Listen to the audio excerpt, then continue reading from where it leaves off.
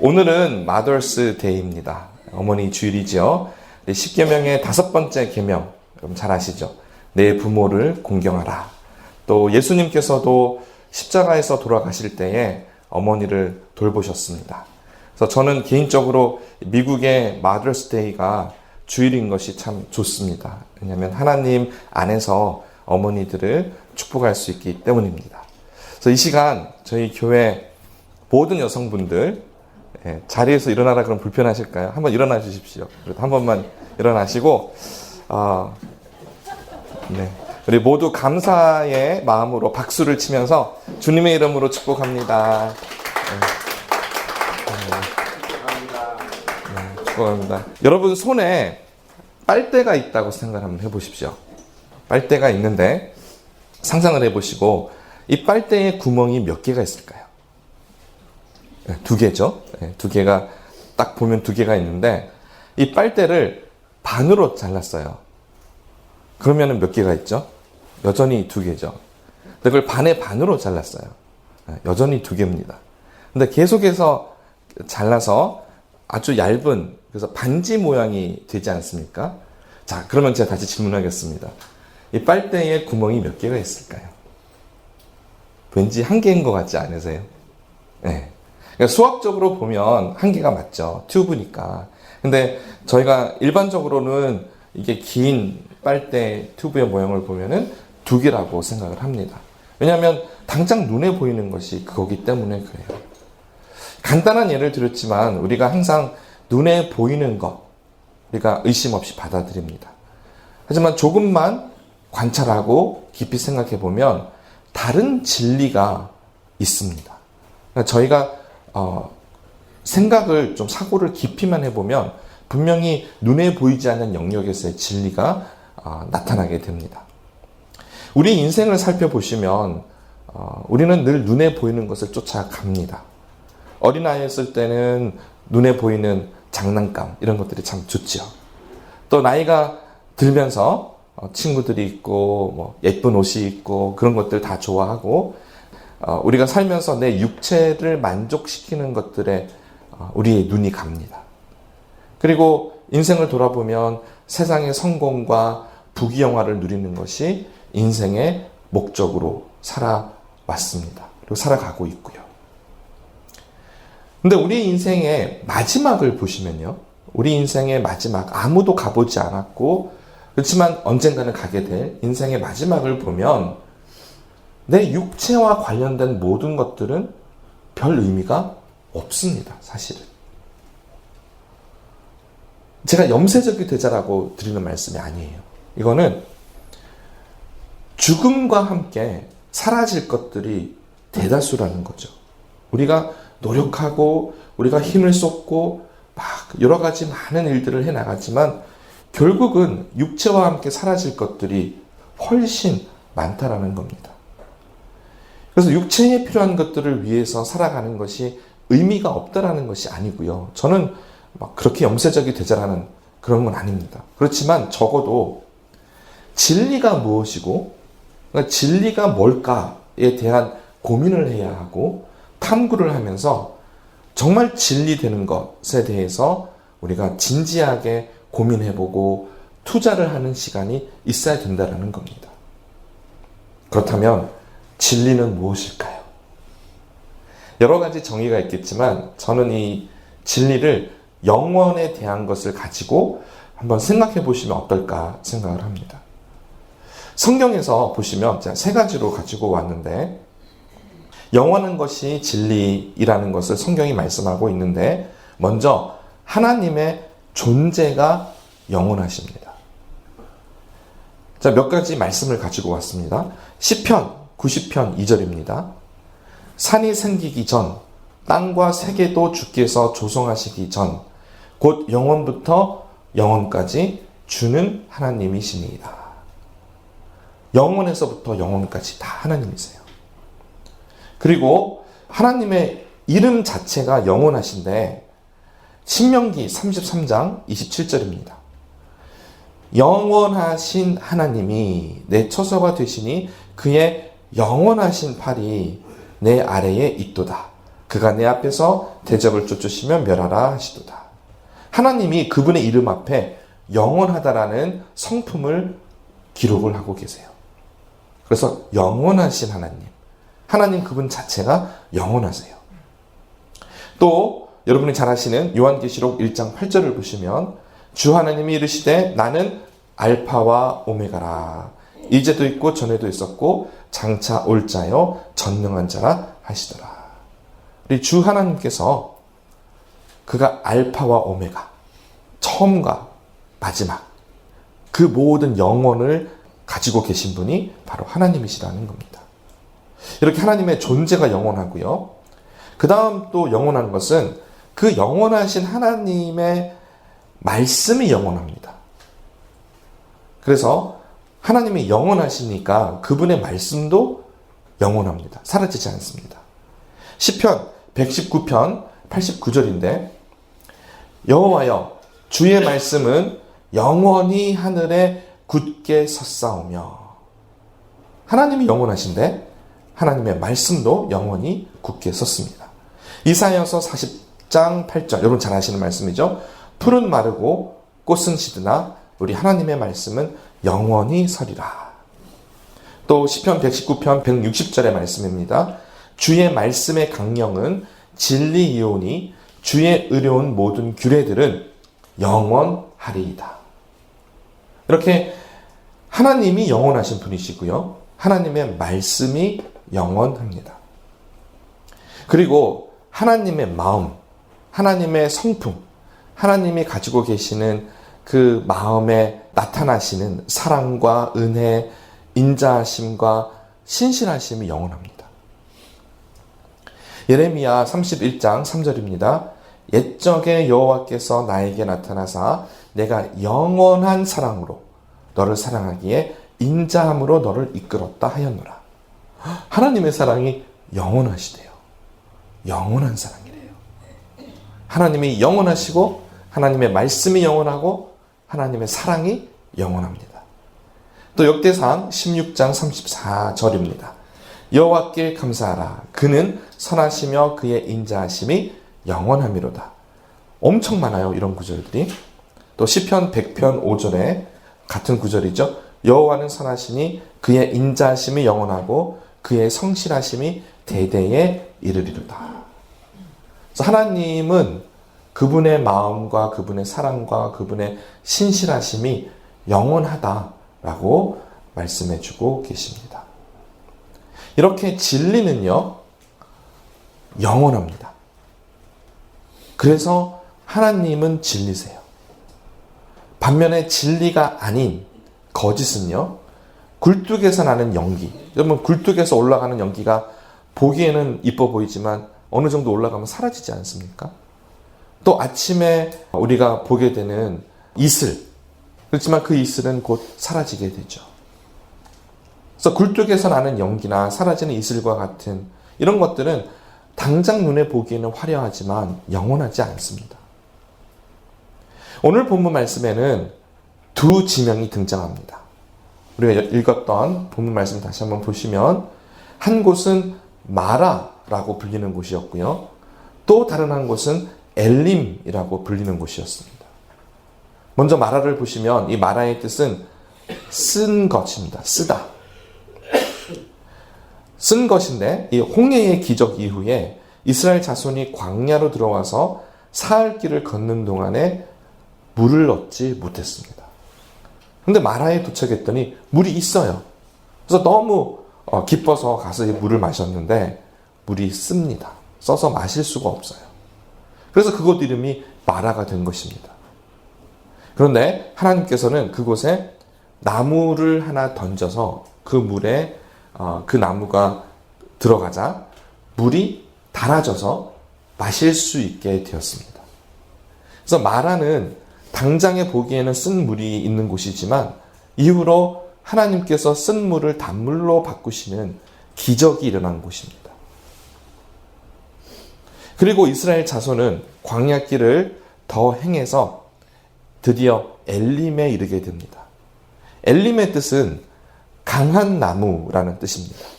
근데 엘림에는 12개의 물샘과 이른 거루의 종려나무가 있었습니다.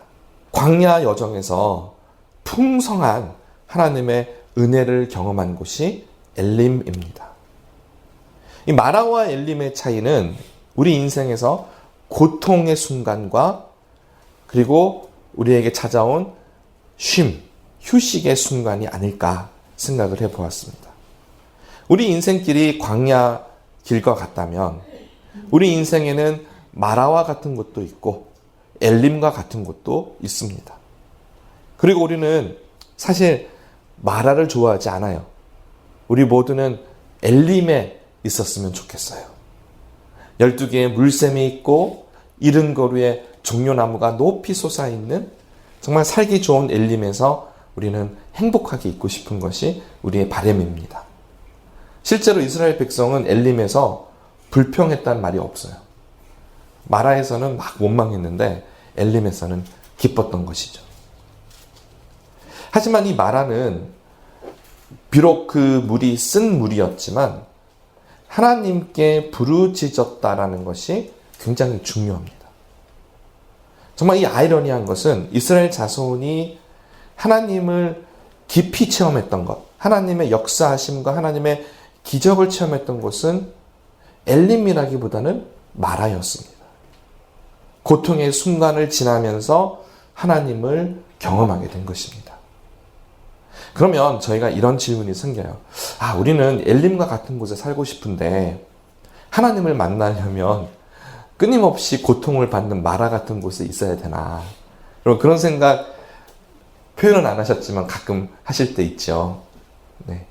그러면 이런 질문을 또 이어서 해봅니다. 평생을 고생을 하는 것이 그럼 그게 바른 신앙생활일까요? 그렇진 않잖아요. 중세시대에 고통을 통해서 하나님을 만난다고 생각했던 사람들이 스스로 몸을 막 쳐서 자해하는 그런 일도 있었어요. 그게 바른 신앙일까요? 무릎으로 기어서 그 계단을 올라가고 그런 것들, 그러니까 평생 내가 고통 속에 있어야 그러면 하나님을 만날까? 저는 그건 아니라고 생각을 합니다.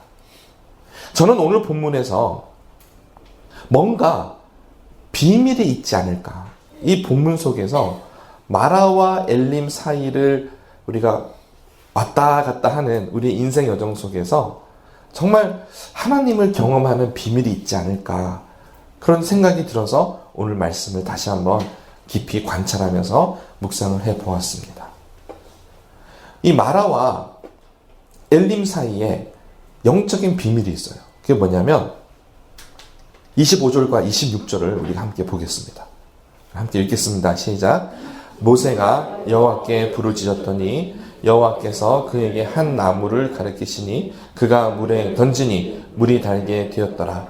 거기서 여호와께서 그들을 위하여 법도와 율례를 정하시고 그들을 시험하실세 이르시되 너희가 너희 하나님 나 여호와의 말을 들어 순종하고 내가 보기에 의를 행하며 내 계명에 귀를 기울이며 내 모든 규례를 지키면 내가 애굽 사람에게 내린 모든 질병 중 하나도 너에게 내리지 아니하리니 나는 너희를 치료하는 여호와임이라. 아멘.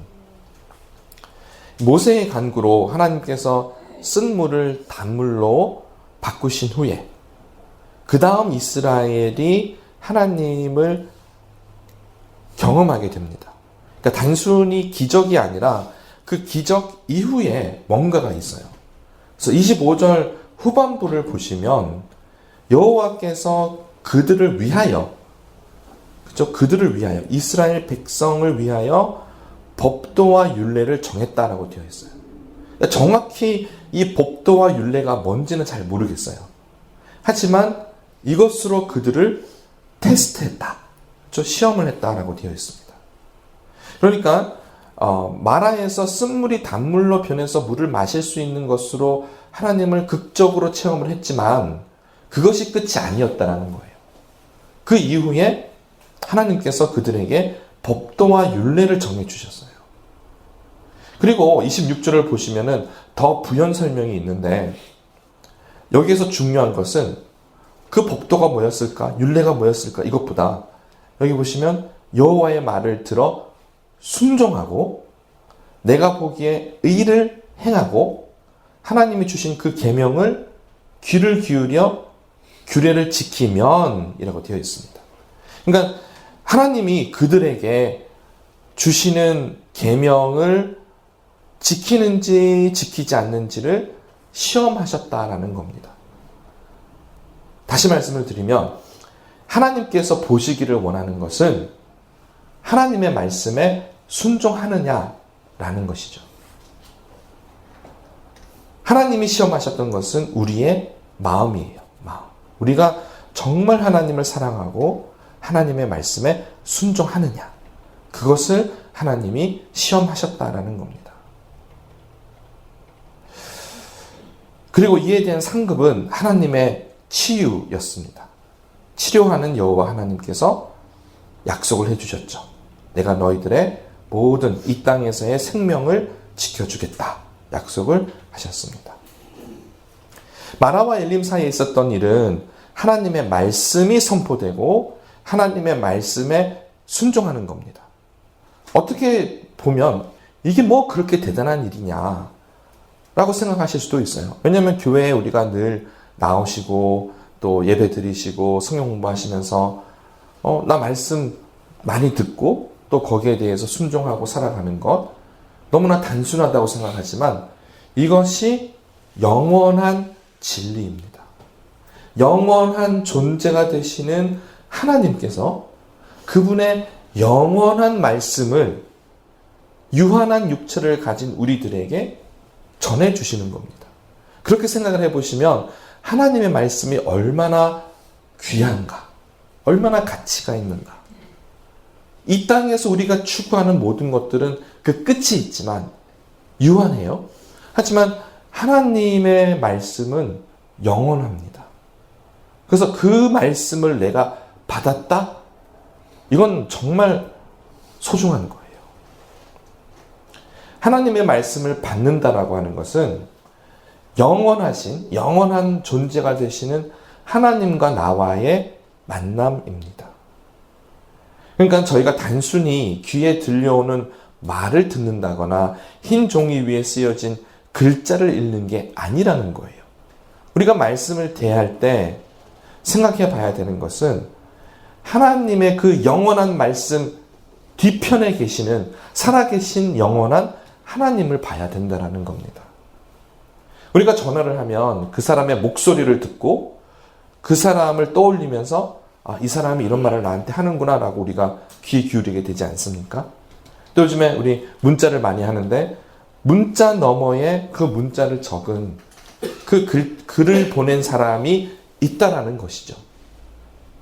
그래서 우리는 말을 듣고 또 글을 보면서 상대방이 어떤 생각을 하고 있고 어떤 감정을 전하려고 하는지를 깨닫게 됩니다. 우리가 하나님의 말씀을 받는다라고 하는 것은 단순히 그 말씀을 형식적으로 보고 읽고 이런 뜻이겠구나 하고 관찰하는 걸로 끝이 나는 게 아니라 이 말씀을 받아서 하나님의 마음이 무엇인지 하나님의 뜻이 무엇인지 하나님의 그 생각이 무엇인지를 내가 알게 되는 겁니다. 존재와 존재의 만남이에요. 이렇게 중요합니다. 하나님의 계명이, 하나님의 규례가, 하나님의 말씀이, 우리가 보는 성경의 모든 말씀, 그리고 기도하면서 하나님과 교제하는 가운데 마음에 주시는 감동, 이 모든 것들을 우리가 사사로이 여길 수가 없다라는 것입니다. 너무나 귀하고 너무나 소중한 진리가 되기 때문입니다. 우리에게 주어진 옵션은 두 가지입니다. 딱 두 가지 옵션이 있어요. 하나는 하나님의 말씀을 듣고 순종하는 것이고요. 또 다른 하나는 하나님의 말씀을 들었지만 불순종하는 겁니다. 두 가지 옵션이에요. 중간이 있을까? 제가 생각해 봤습니다. 중간이 없는 것 같아요. 듣거나 말거나 둘 중에 하나지 않습니까? 여기서 순종한다는 것은 내 마음은 별론데 억지로 하는 것은 순종이 아니에요. 내 마음이 기뻐야 합니다. 하나님의 말씀을 받고 그 말씀이 너무 소중하고 또 그 말씀이 너무 기쁘고 그래서 하나님의 마음에 합한 마음으로 주님 앞에 달려가는 겁니다. 이것이 하나님이 원하시는 순종이에요. 하나님께서 이스라엘 자손을 테스트하셨다, 시험하셨다라고 하는 부분이 바로 이 부분입니다. 이것은 오늘날 우리 주의 성도들에게도 동일하게 적용이 됩니다. 우리는 마라에서 힘들고 어려운 일을 경험하면서 하나님을 붙잡고 부르짖고 또 일이 해결이 됩니다. 하나님이 또 상황을 바꿔주시고 하면서 이게 우리가 인생길을 살아갑니다. 또 어떨 때는 하나님이 주시는 은혜 가운데 풍성한 삶을 누릴 때도 있습니다. 그런데 우리 마음 가운데에 내가 이거 안 하면 하나님이 날 치실 것 같아. 그래가지고 그런 마음으로 억지로 한다면 그건 하나님이 주시는 마음이 아니죠. 우리가 순종한다는 것은 정말 기쁨과 감사로 하나님께 자원하는 심령으로 하나님의 말씀을 받는 것입니다. 마라와 엘림 사이에 바로 이러한 일이 있었습니다. 하나님의 말씀이 선포되었고 하나님의 백성이 그 말씀을 순종했습니다. 마라의 쓴물은 우리로 하여금 우리의 시선이 하나님을 보게 만듭니다. 만약 우리에게 마라의 쓴물이 다가왔다면 그것도 괜찮아요. 하나님이 나를 치셨다? 괜찮습니다. 사랑하시니까 그만하니까 치시는 겁니다. 돌아오라고. 그런데 하나님이 꼭 그러신 분만은 아니에요. 하나님 우리에게 복 주시기를 원하시는 분이세요. 그래서 우리를 엘림으로 인도하십니다. 그리고 우리가 풍성한 삶을 누릴 때에는 또 감사해야 합니다. 그곳에서 하나님이 주시는 많은 축복을 누리시면서 그 축복을 주위 사람들에게도 나누시고 하나님을 감사하고 그런 삶을 사시면 됩니다. 저희는 하나님의 마음이 어떠한지를 봐야 합니다. 엘림의 축복을 보면서 하나님이 우리에게 정말 큰 안식을 주시고 또 풍성한 삶을 누리기를 원하시는구나를 봐야 하고요. 또 마라를 보면서 하나님이 하셨던 말씀, 나는 치료의 하나님이라.